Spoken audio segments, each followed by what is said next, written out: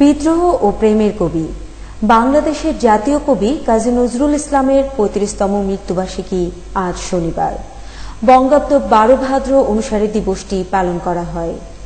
জাতীয় কবি কাজী নজরুল ইসলাম ১৩০৬ সালের ১১ জ্যৈষ্ঠ ভারতের পশ্চিমবঙ্গের বর্ধমান জেলার চুরুলিয়া গ্রামে জন্মগ্রহণ করেন।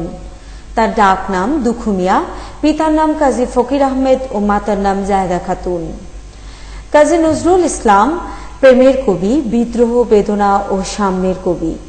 বাংলা সাহিত্যে সঙ্গীত তথা সংস্কৃতির অন্যতম প্রধান পুরুষ তিনি।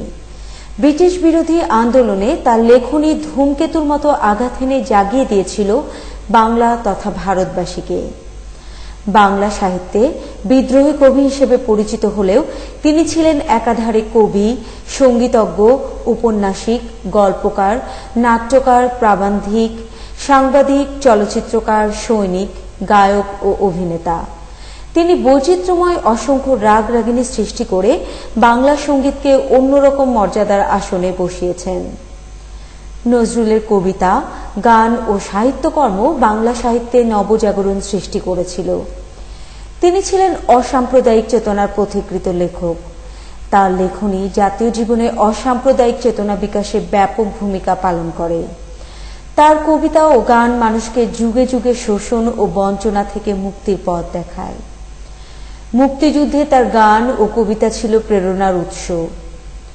১৯৭৫ সালের এই দিনে তৎকালীন পিজি হাসপাতালে, বর্তমানে বঙ্গবন্ধু শেখ মুজিব মেডিকেল বিশ্ববিদ্যালয় হাসপাতালে শেষ নিঃশ্বাস ত্যাগ করেন এই কবি। মৃত্যুর পর রাষ্ট্রীয় মর্যাদায় কবিকে ঢাকা বিশ্ববিদ্যালয়ের মসজিদের পাশে সমাহিত করা হয়। এখানেই তিনি চিরনিদ্রায় শায়িত আছেন। তাকে জানায় শ্রদ্ধা।